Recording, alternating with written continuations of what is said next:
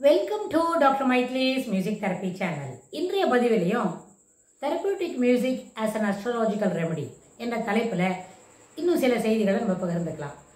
இசை என்று சொல்லும்பொழுது அதற்கு சப்த ஸ்வரங்கள் இருக்குது அப்படின்னு சொன்னால் அந்த சவுண்ட் வேவ்ஸ் எமினேட் பண்ணும்பொழுது அதனோட வைப்ரேஷன்ஸ் கூடவே தொடர்ந்து வரும்னு பார்த்தோம்.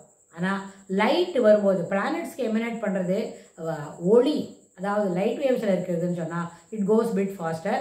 அதனால தான் நம்மளுக்கு என்ன கிடைக்கிறது, லைட்டில் ரிஃப்ளெக்ஷன்ஸ் கிடைக்கும்போது விப்யார், அதாவது வானவில்லை நம்ம பார்க்க முடியுது. அப்படின்னா என்ன, வேறு வேறு ஒளியில் கலர் வேவ்லென்ஸ் மாறும்பொழுது வித்தியாசமான வண்ணங்கள் நமக்கு கிடைக்கின்றது. அதே மாதிரி சவுண்ட் வேவ்ஸை வேறு வேறு வித்தியாசமான ஃப்ரீக்வன்சியில் அதை நம்ம பிடிச்சி பார்க்கும்பொழுது நம்மளுக்கு சப்தஸ்வரங்கள் கிடைக்கின்றது. சப்தஸ்வரங்கள் கிடைக்கிறதுன்றத பார்த்தோம். அதே மாதிரி 7 விதமான கலர் இருக்குது. ஆனால் 7 விதமான வண்ணங்களில் ஒன்றுத்துக்கும் காம்பினேஷன் பண்ண முடியும்.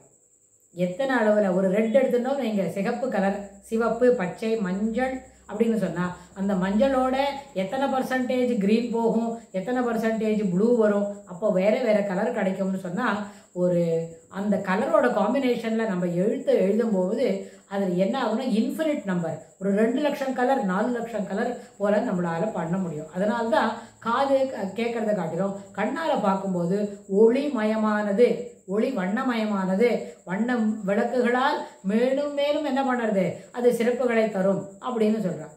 அதே போல் ஆனால் ஸ்வரம் என்று சொல்லும்போது, சப்த ஸ்வரங்களை சொல்லும்போது ரொம்ப அதில் மைன்யூட்டாக போக போக நம்மளால் என்ன பண்ண முடியாது, காந்தாரம் எப்படி கேட்கணுமோ, சதுர்ஸ்ருதி ரிஷபம் அந்தர காந்தாரம் அப்படின்னா அது ரெண்டு எந்த ஃப்ரீக்வன்சியில் கேட்கணுமோ அதே ஃப்ரீக்வன்சியில் யார் பாடினாலும் irrespective of individuals physical condition, எனக்கு என்ன பண்ணோம் பாடும்பொழுது ரொம்ப தாகமாக இருக்குது இல்லை ரொம்ப பசியாக இருக்குது அப்படின்னாலும் irrespective of the physical condition, பசியோ தாகமோ இருந்தாலும் எதையும் தாண்டி அந்த அந்தர காந்தாரத்தை எந்த ஃப்ரீக்வன்சியில் எப்படி பிடிக்கணுமோ அதுபோல் அந்த ஃப்ரீக்வன்சி மாறாத பிடிச்சி அதை பாடினாதான் அது அந்த அந்தர காந்தாரனோ சதுர்ஸ்ருதி தெய்வதம் நிஷாதம் எப்படி இருக்கோ அந்த ஸ்வரம் பாட முடியும். அது இல்லாமல் அந்த ராகங்களை பாடுறதுக்குன்னு ஒரு வழிமுறைகள் இருக்கும். தொட்டு சனாதனமாக அந்த ராகங்களை நம்ம பாடிக்கிட்டு வரோம் அப்படின்னா அதுலேயும் நம்ம மாறாத பாடணும். அதில் நிறைய காம்பினேஷன் இருக்குது. நான் வரும்போது ஆக்சிடென்டலாக அப்படி தான் இறங்கி தொட்டுட்டு வருவேன்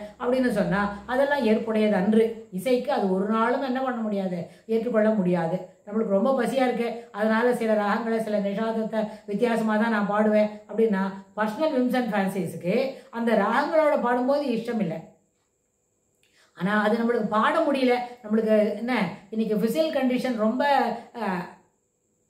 ஏற்புடையதாக இல்லை, குறைபாடு உடையதாக இருக்கிறது அப்படின்னு சொன்னால் அதுக்கு ஏற்புடைய அந்த குறைபாடுடைய கண்டிஷனுக்கு தகுந்த மாதிரி சில ராகங்களை தேர்ந்தெடுத்து அதை மட்டும் பாடி அந்த பர்ஃபார்மன்ஸை நம்ம நிறைவுபடுத்த முடியும். ஆனால் வேற அடுத்து அந்த ரேஞ்சுக்கு தாண்டி இருக்கிற சில ஸ்வரங்கள் இருக்கிற ராகங்களை எடுத்துவிட்டு அது சரியாக பாடலைன்னா அது நகைப்புக்கு இடம்.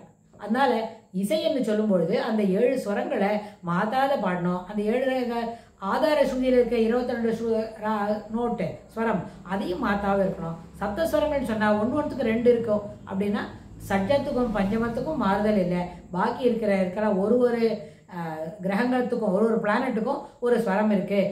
எந்த ராகத்துக்கு அது காட்டிலும் எந்த ஸ்வரம் எந்த பிளானட்டை ரெப்ரசன்ட் பண்ணுறது அப்படின்னு கூட நம்ம ஒரு தடவை பார்த்தோமான அந்த பிளானட்டில் குறைபாடு இருக்குது, அந்த பிளானட்டோட வீக்ஷணம் குறைவாக இருக்குது, அதனோட பார்வை சரியில்லை, அதனோட இருக்கிற இடம் சரியில்லை, இல்லைன்னா அதனோட காம்பினேஷன் ஆஃப் இன்னொரு கூட இருக்க ஒரு கிரகம் அந்த ராசி கட்டத்தில் அதில் இருக்கிற மாறுதல்கள் வேணும், அது கொஞ்சம் பலம் கொடுக்கணும் அப்படின்னு சொன்னால் அதுபோல் இருக்கிற ராகங்களை அந்த ஸ்வரத்துக்கு முக்கியத்துவம் கொடுக்கறது. நிஷாத பிரதானமான ராகம் இல்லைன்னா தெய்வத காந்தார பிரதானமான ராகம், அதில் அவுடமா ஷாடவமா அது மறுபடியும் பெரிய சமுதிரத்துக்குள்ளே பேச்சுட்டே இருந்துச்சு, அதுக்குள்ளே இறங்கிடுறோம். அப்போ அப்படி இறங்கும்பொழுது you have to come out of it easily. Moreover அதை பற்றி டீப்பாக பேச போனால் அந்த பாடம் ரொம்ப லம்பியாகவும் அதில் என்ன இருக்கும் தெரியக்கூடிய விஷயங்கள் இசை தெரியாதவங்களை அது கேட்க துவங்கினா அது ரொம்பவும் என்ன ஒரு மாதிரி தொடர்புடைய போரிங்காக இருக்கும் அப்படின்னு சொல்லிடுவாங்க. ஸோ அந்த அடிப்படையில் இசையின் தொடர்பு சப்தஸ்வரங்கள் மாதிரி 7 வண்ணங்கள், வானவில்லில் இருக்கிற 7 வண்ணங்கள் போல அதனோட 2ம் தொடர்புடையது தான். ஆனால் இசைக்கு ஒரு முக்கியமான வேலை உண்டு அப்படின்னு சொன்னால் it is for the amusement of the individual. இசையை நம்ம கேட்கும்போது எல்லாருக்கும் சந்தோஷமாக இருக்கணும், ஒரு என்டர்டெயின்மெண்ட்டுக்கு இருக்கணும்னு நினைக்கிறோம். ஆனால் வண்ணங்களை பார்த்தும் என்டர்டெயின்மெண்ட் பண்ணிக்க முடியும் அப்படின்றது கூட உளவியல் அடிப்படையில் ஏற்புடையதுதான். உளவியல் என்று சொன்ன சைக்கலாஜிக்கலாக நம்ம வித்தியாசமான வண்ணங்களை பார்த்து மகிழ்வதற்கும் வாய்ப்புகள் உண்டு. மகிழ்வதும் நம்மளால் முடியும். அதுபோல் ஒளியிலும் கலர்ஃபுல்லாக இருக்கிறது, அதாவது வண்ணமயமான ஒளிக்கு அடியில் நின்றும் பொழுதும் நம்மளுக்கு ஒரு என்டர்டெயின்மெண்ட் கிடைக்கும். அது இல்லாமல் இசை என்ன சொல்லும்போது அதற்கு அம்யூஸ்மெண்ட் பவர் ஒன்று இருக்குது. It is the aim of the individual. அது என்ன பண்ணும், ஃபிசிக்கல் அண்ட் மென்டல் வெல்பீயிங்க்கு இடம் கொடுக்கும். அதே போல் வண்ணமயமான ஒளி அப்படின்னு சொன்னால் அதன் கீழே அமர்ந்து நம்ம அந்த என்டர்டெயின்மெண்ட் என்ஜாய் பண்ணும்பொழுதும் அங்கேயும் என்ன கிடைக்கும், ஹெல்த்தி ஆஸ்பெக்ட்ஸில் மென்டல் பீஸ் கிடைக்கும் அப்படின்னு நம்ம ஒரு முடிவு எடுக்க முடியும். அதனால் இதற்கு தொடர்புடைய செய்திகள், அதாவது இந்த நிஷாத பிரதானமான ராகம் அல்லாட்டா 2 ஸ்வரங்கள், நிஷாதமும் தெய்வதமும் பிரதானமான ராகங்கள், ரிஷபகாந்தார பிரதானமான ராகங்கள். ரிஷபகாந்தார பிரதானத்தில் ரிஷபத்துக்கு எது போல ரிஷபம், அதாவது தீவிரமா கோமளமா அப்படின்னு அதுவும் பார்க்கலாம்.